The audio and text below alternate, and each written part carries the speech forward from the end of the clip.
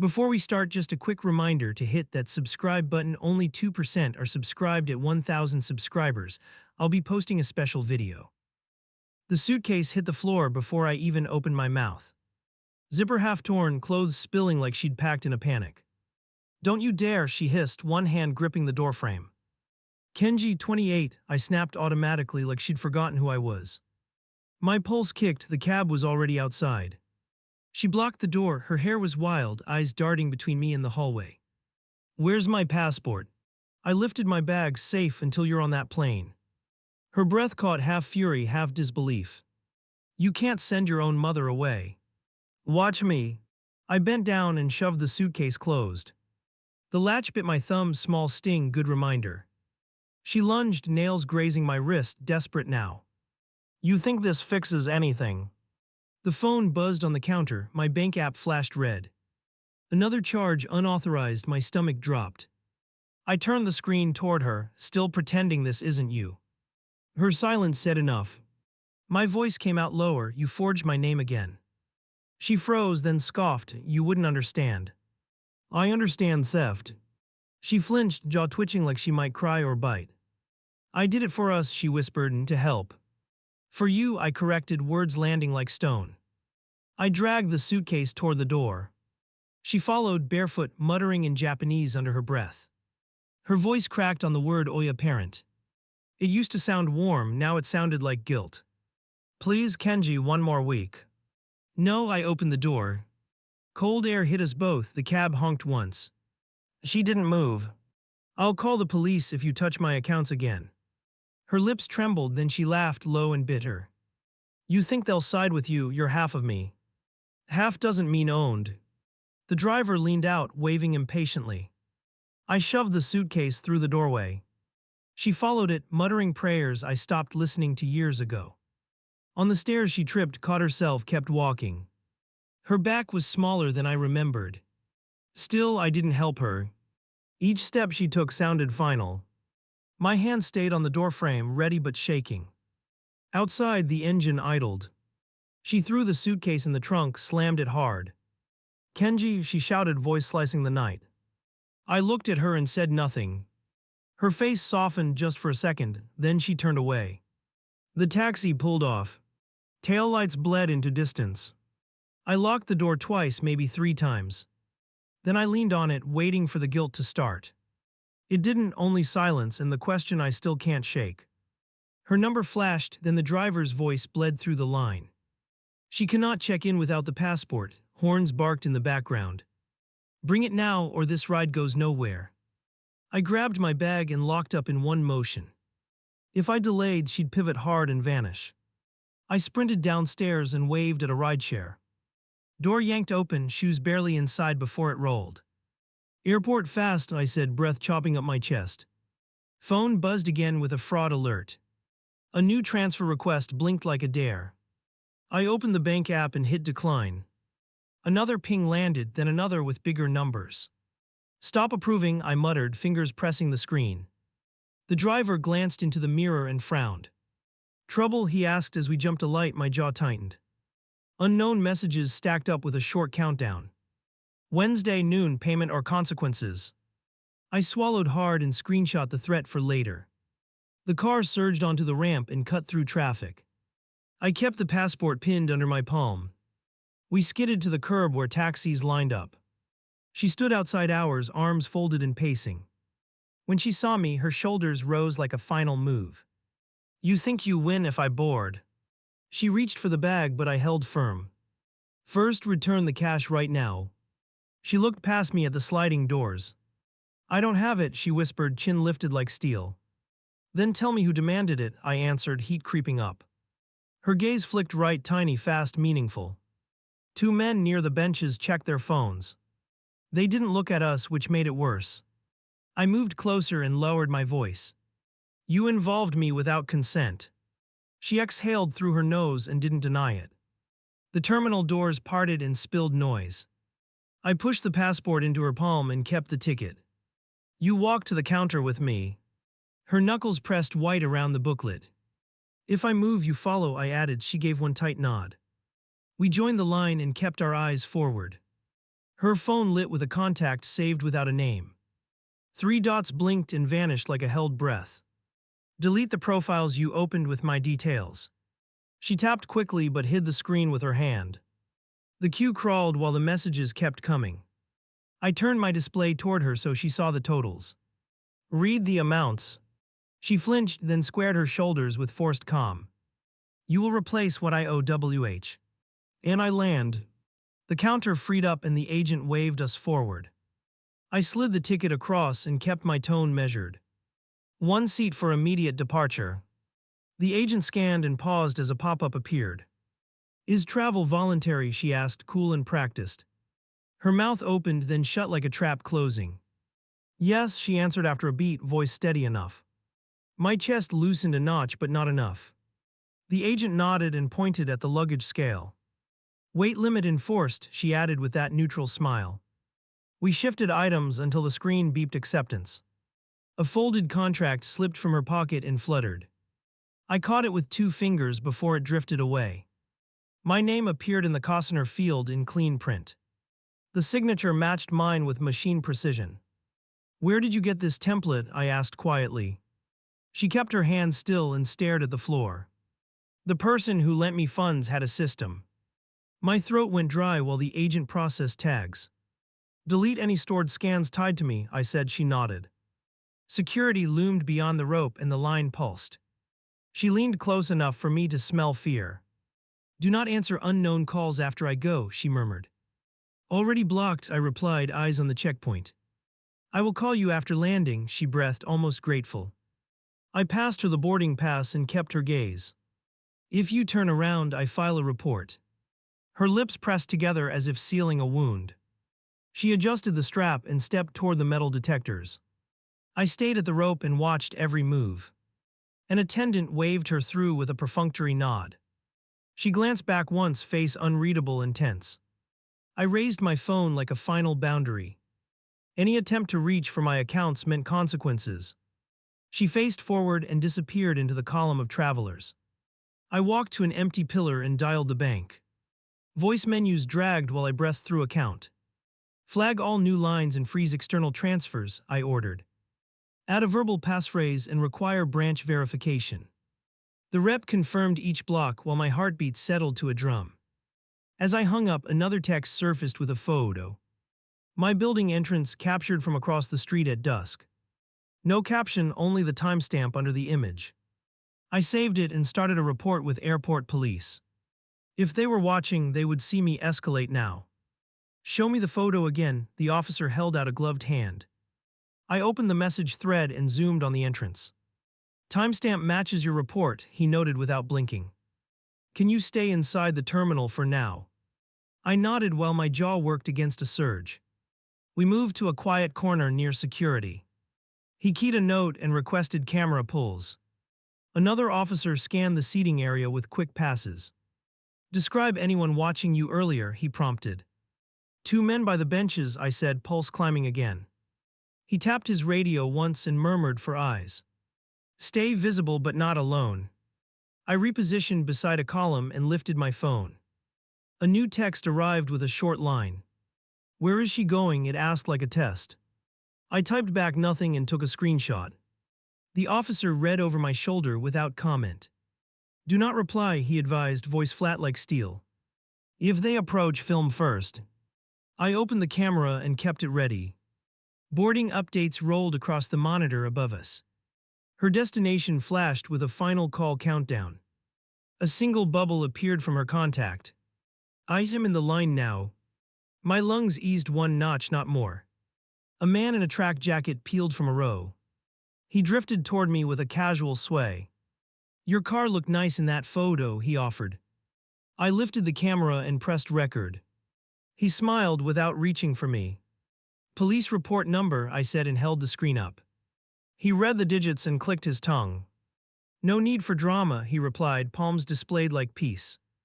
Tell your mother to settle and we forget this. Not my job, I answered while the officer stepped closer. Track jacket clocked the uniform and angled away. His partner stood and adjusted his cap once. They split in opposite directions with smooth coordination. The officer shadowed one while another unit tracked the second. I stayed put because movement would invite a chase. My phone rang with an unknown caller and I ignored it. A voicemail dropped almost immediately after the ring. I opened it and pressed play on low volume. A calm voice in careful English requested a meeting today. Bring what she promised or bring a plan, the voice finished. I forwarded the voicemail to the case email provided. The officer listened once and nodded sharply. Do not meet anyone alone, he warned with a glance. We can stage a controlled conversation if needed. I agreed because the alternative felt like surrender. Gate staff started closing the barrier for boarding. I stretched to see the last cluster moving D. Lone. Her profile appeared in the gap and then vanished. A tremor passed through me like a trapped bird. The monitor flipped to airborne times that meant nothing yet. The unknown number pinged again with a shorter note. You are responsible now. I saved it and blocked the contact on the spot. Then I opened the bank app and checked new locks. Everything stayed frozen, which bought a little time. The officer returned with a small update from cameras. Your watchers left through arrivals. He handed me a printed slip with a case ID. Increase building security tonight and avoid patterns. I will, I said, checking the exits around me. I asked for an escort to the rideshare lane. He waved a colleague who walked with me in silence. At the curb I paused and checked windows above us. No faces, just my reflection and the memory of earlier. He waited until I climbed in before stepping back. The driver glanced at the officer and then at me. Bad day, he ventured as we pulled into traffic. Worse than that, I answered with the phone in my lap. I typed a short message to a trusted neighbor. If someone lingers by the entrance, call me immediately. Halfway to home, another alert cut across the screen. A new device attempted login to my email. I denied access and added an extra verification. The request tried again from a slightly different address. I denied that one too and whispered a rough promise. The driver raised his brows at the second buzz. You need a different destination. Home first, I said because I needed records. Then I pictured the timestamp on the earlier photo. Detour to the police precinct after we stopped by. I told the driver to circle once before stopping. A man leaned near my doorway like he belonged there. He smoked, then checked his screen, then looked up. When our car slowed, he slipped away into the side street. I stepped out quickly and kept my keys ready. The neighbor across the hall cracked her door and lifted a phone. She mouthed one word and pointed downstairs. Footsteps echoed on the stairwell like someone paused to listen. Inside my place, I went straight to the router. Wires looked fine, but a new light pulsed. I pulled the plug and waited for the silence. Then I powered it back on and watched for odd behavior. My phone rang before the network finished rebooting. Unknown number again, same city code as the earlier threats. Answer, I told myself and walked to the kitchen. Where is the arrangement? The voice asked with bored patience. You are calling a case number now. A short laugh came, neither amused nor nervous. Then meet our colleague and make progress today. Send a location, I said, already opening the Notes app. A pin arrived with a countdown timer beneath it. 20 minutes, not enough to move without planning. I forwarded the message to the detective on my case. His reply arrived fast with a simple instruction: stall them. I texted back to the caller with a delay excuse. Traffic verifications, a short apology to keep them calm. 3 dots appeared, then vanished, then reappeared.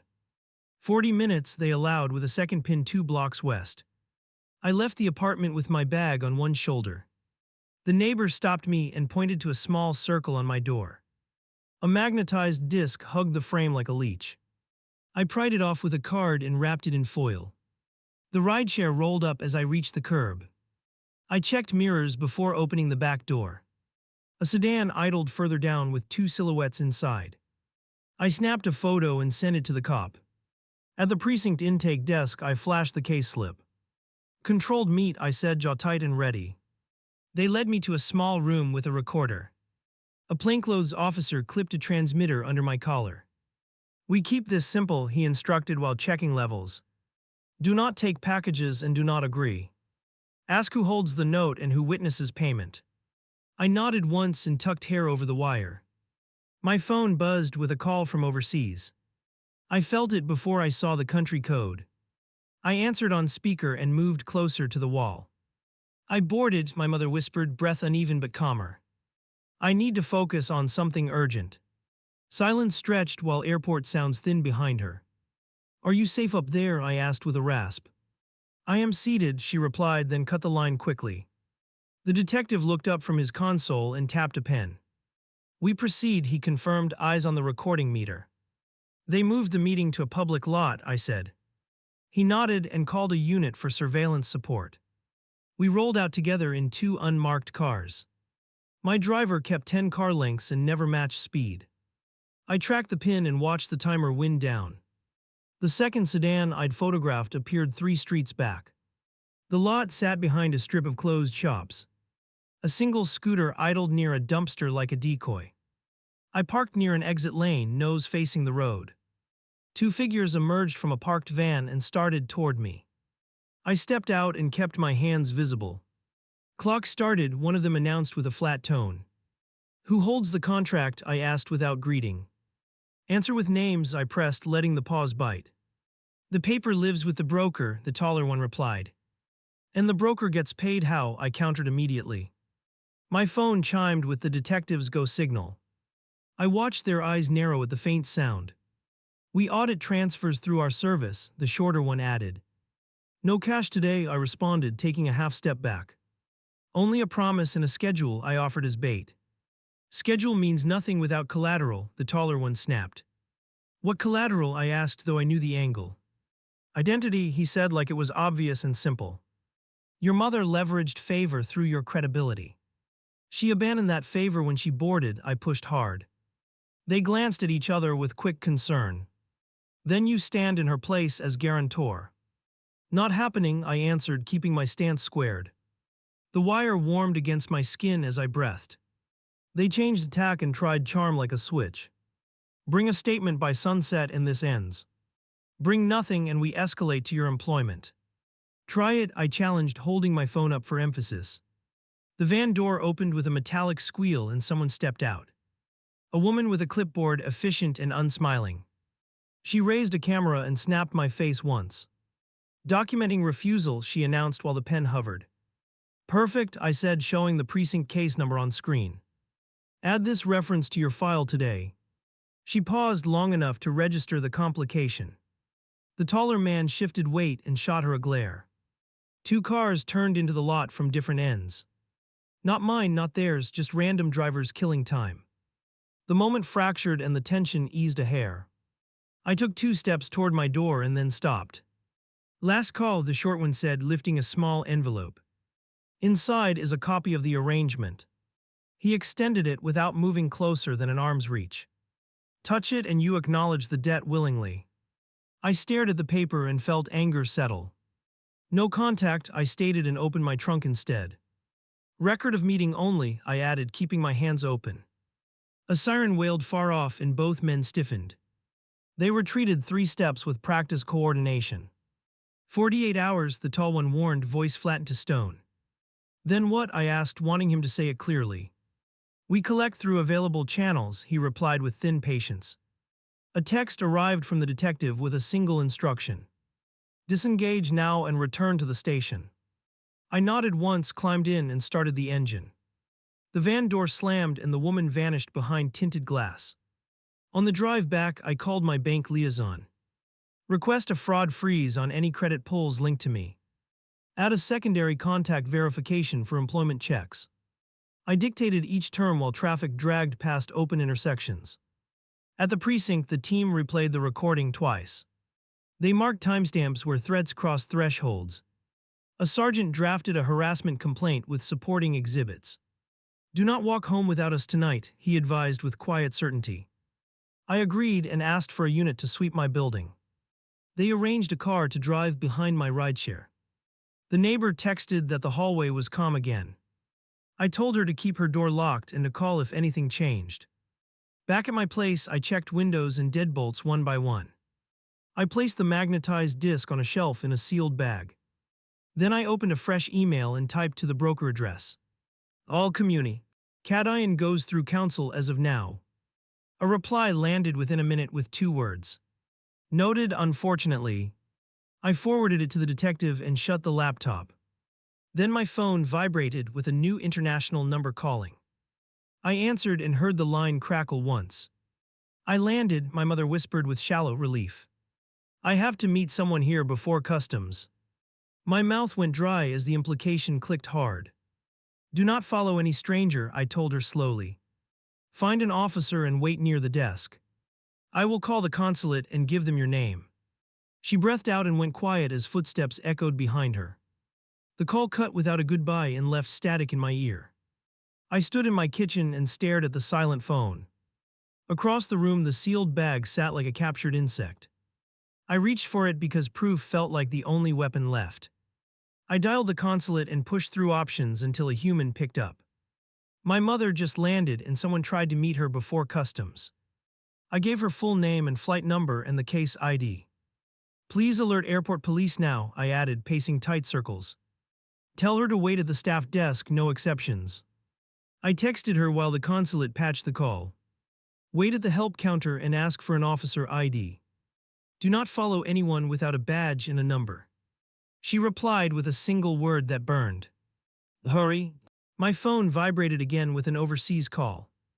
I am near the desk, she whispered, breath clipped and thin. A man in a suit says he was sent by friends. Ask for his identification, I said, voice pinned flat. Her intake of air told me he heard me. Muffled voices bled through the speaker like a tug of war. Show the credential, I pushed, palm pressed to the wall. Footsteps, a louder command from someone off to the side. The line snapped to silence with a faint click. I stared at my screen like I could force it awake. The detective called before the panic crested. We flagged the airline liaison and sent the details.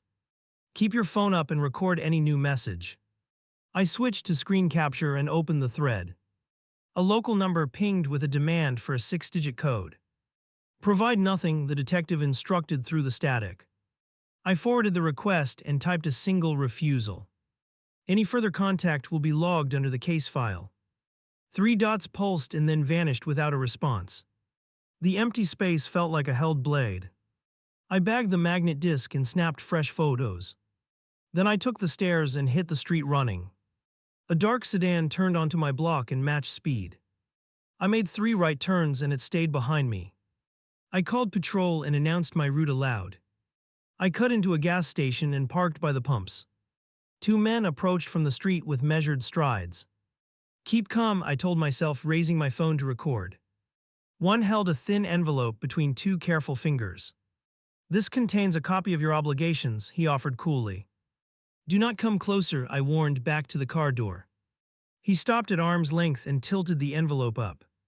Touching equals acknowledgement, he added with polished certainty. A cruiser swung in from the far entrance with lights bursting. Both men pivoted and peeled away like rehearsed athletes. I drove straight to the station with the escort tucked behind me. At intake, I handed over the disc and the new video.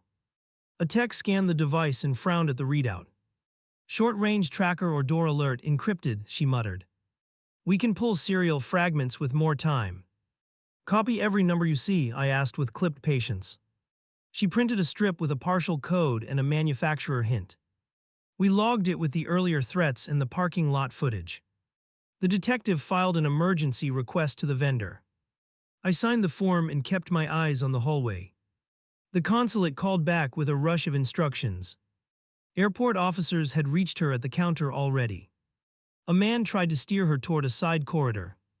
They intercepted and requested his identification on the spot. He fled as 2 officials escorted her to a back office. Is she safe now? I asked, knuckles pressing white. She is with officers and the airline witness, the staffer confirmed. They found a payment schedule tucked inside her passport sleeve. My chest tightened because I knew what details it carried. Send a scan to the detective, I said, forcing air in. The email arrived with the schedule in crisp lines. My data sat there beneath her flight number like a trophy. A forged signature anchored the bottom with surgical precision. I routed the file to the bank's fraud desk in the detective. An automated reply confirmed an internal alert was placed. A new message landed from the broker's address within minutes. Your employer will receive a verification request today. I answered with one sentence and the case number. All communications must route through law enforcement today. They replied with a scanned note that mirrored the forgery. We fight this at the source, the detective said on speaker. Decoy funds and an appointment at a monitored branch.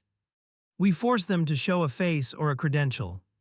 Tomorrow morning, I agreed, already listing what I needed. Wire and recording plus a safe exit path.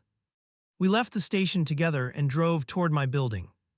A unit rolled ahead to sweep the entrance and the stairs. The hallway looked clear until I reached my door. A fresh scratch doglegged across the deadbolt plate. I photographed it and added it to the timeline. My neighbor slid a note under my mat while we watched. It held a time and a short description of whispers outside. Two voices argued about an incorrect keypad code. Her phone had captured 20 seconds of muffled frustration. I saved the file and thanked her through the wood. Move essentials off-site tonight, the detective urged quietly.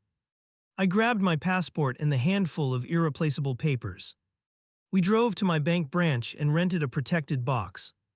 I placed everything inside and noted the box number twice. The clerk entered a second passphrase at my request.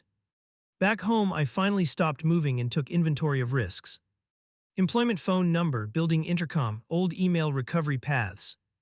I cleaned each one and added layered checks with codes. Then an international call blinked into life on the screen. I took it because the timing felt loaded. I am with a woman from the consulate, she breathed. She says I must give a statement before leaving. Her voice steadied like a line had been drawn for her. Do it, I said, fingers tightening around the counter edge. Use your full name and ask for a copy. One more thing, she added, almost a whisper again. A man called my sister in Osaka and used your details. He asked her to pass a message about responsibility. I closed my eyes as the range of their reach expanded. Share that with the officer next to you.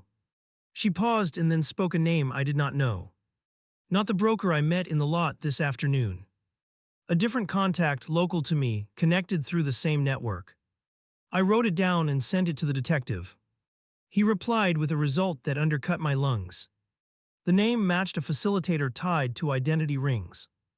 Old cases, new tactics, fresh filings still open in court. Tomorrow we bait them with the branch schedule, he stated. You keep your phone on and stay with an escort. I agreed because any other plan felt like surrender. Night thinned the noise until every sound drew focus. The building app flashed a door event near the lobby. I called the desk and sent security to check the camera. Delivery just walked in behind a tenant, the guard reported. Package left outside your unit 10 seconds ago. I waited on the inside and spoke through the door. Push it away from the threshold with your foot. A dull scrape traveled across the floor like a slow wave. Now step back and keep your badge visible, I added. I opened to a box the size of a book.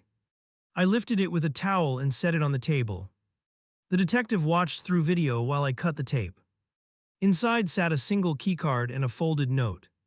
Use this in the basement at 9 or we visit your work. I photographed each piece and the envelope it wrote in. Do not swipe that card, the detective warned firmly. Hold it for prints and return to the station. I sealed everything in a clear bag and double-labeled it. The escort waited at my door while I gathered my jacket. My phone buzzed one last time with a clipped sentence.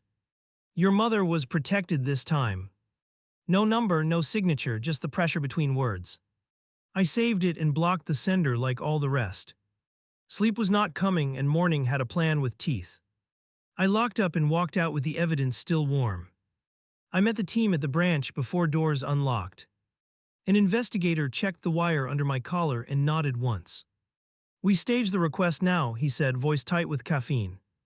Keep your answers short and keep your hands visible. I breathed, then walked to the manager's desk with my decoy folder. We opened a temp account with a controlled limit. The bank flipped on cameras for compliance and evidence. I requested a teller appointment for a scheduled transfer test. The manager dialed the number from last night's threat. Funds available for verification by 10, she announced on speaker. They took the bait within 60 seconds, fast and greedy.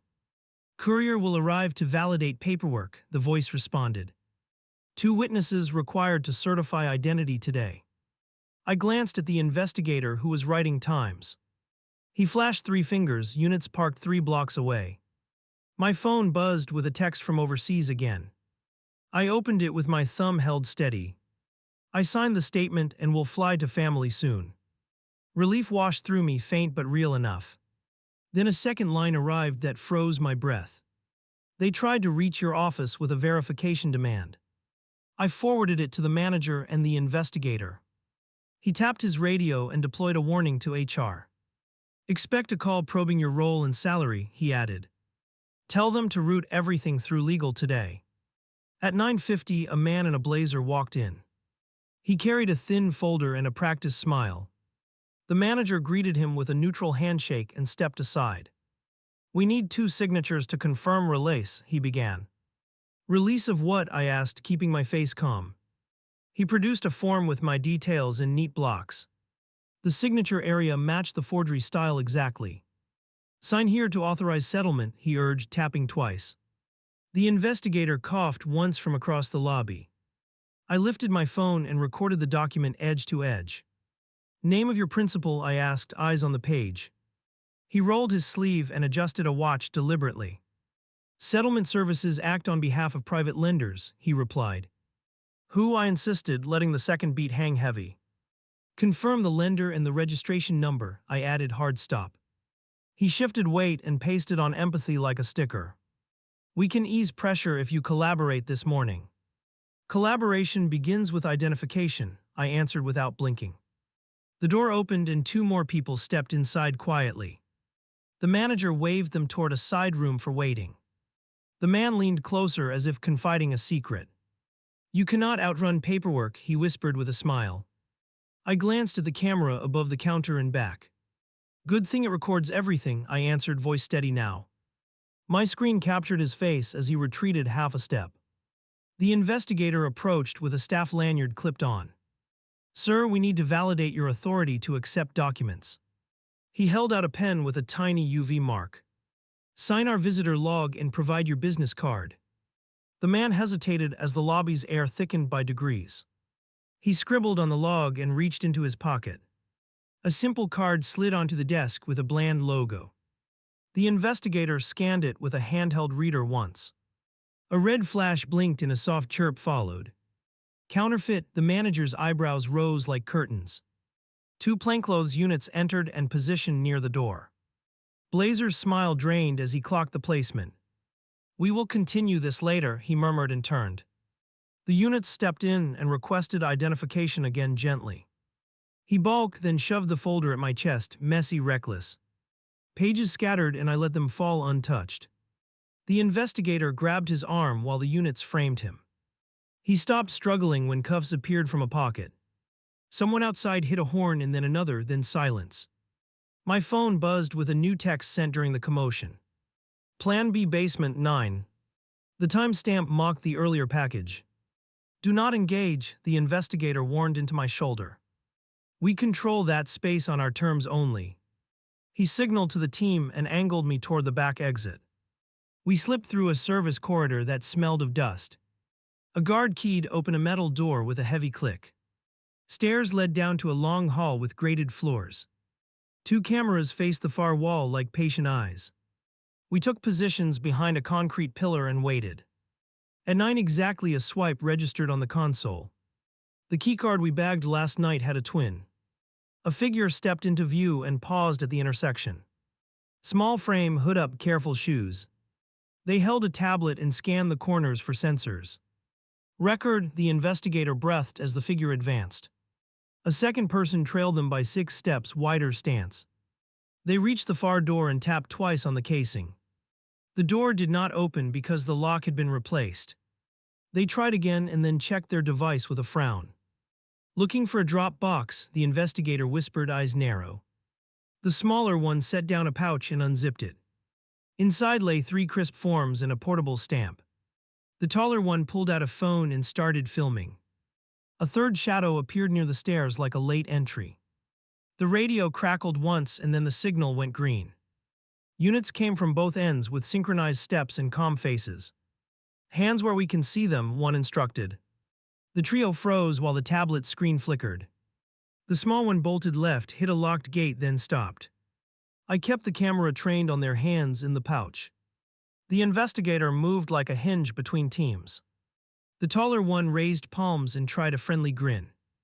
Consultants, they offered, voice smooth and flexible. Consultants do not install slot readers under stairwells. We cataloged the pouch contents while they grounded their eyes. 2 forged templates, a pre-stamped affidavit, a skimmer housing. The investigator logged each item under case numbers swiftly. Names came slowly like teeth pulled with pliers. One of those names matched the contact from overseas. My phone vibrated with an unknown message during the inventory. This ends if you confirm her location now. I forwarded it to the team and typed one response. Stop contacting me and address law enforcement directly. 3 dots flickered and then turned into a single emoji, thumbs down. The elevator opened and a supervisor from bank security entered. He matched the suspect's card number to last night's device. Same issuer code, same regional batch, he reported. The investigator smiled without warmth and made another call. A judge approved a quick search of a nearby office suite. We moved as a group through a connecting corridor. 2 doors down, a small office buzzed with cheap equipment. A printer churned as we crossed the threshold in a wedge. Stacks of paperwork lay clipped and sorted for distribution. My name sat at the top of one stack, bold and neat. I photographed the sheet and stepped back fast. A woman emerged from an interior cubicle and froze. She started to speak and then swallowed her first attempt. Do not erase anything, the investigator warned her calmly. She stared at the cuffs across the hall and chose silence. A field tech cloned the hard drive into an evidence box. He found a folder tagged with a single letter. Inside were scans of signatures mapped to line thickness. Every curve measured and scored for authenticity tricks. Mine matched to 3 separate templates used this week. The investigator turned to me with a rough nod. You provide a victim impact statement this afternoon. Then a protective order and a notice to your employer. Your mother will need to send a sworn declaration. I nodded because the path finally looked like a path. We returned to the lobby where Blazer was seated and quiet. He stared at the floor like it might offer absolution. The manager asked if I was comfortable finishing the process. Yes, I answered, voice clipped and sure. We freeze everything tied to those templates. The desk phone rang with HR on the line. They called us with a verification code and a deadline. Do not engage, I said and patched in legal. We drafted a response that cited the case and penalties. The call ended with a click that felt like a door closing. My phone lit with an international number again. I am leaving the office now with an escort, she whispered. The officer gave me a paper for protection. I let the relief pass through and then anchor. Keep that paper on you until you reach family. Before noon, the judge approved a temporary shield order. Service would go to the suspect's book downstairs. A prosecutor joined our call and asked 3 questions. Will you testify to the forged authorizations, she asked. Yes, I said because the answer had to be yes. We finished the branch statements and stepped into the street. The air tasted like a pause between storms. Across the avenue, a familiar sedan idled at a hydrant.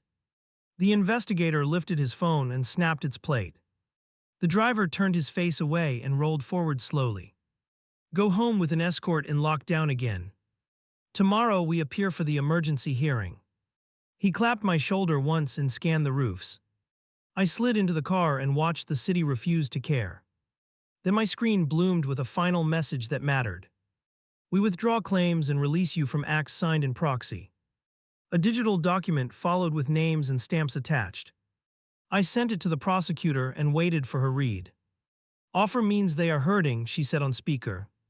Decline for now and let the pressure grow. I declined and archived the message without shaking. The escort trailed me to my block and watched my door. Inside, I set my phone on the counter and exhaled. The apartment felt like a place again, not a target. Then I opened a blank page and prepared to post everything.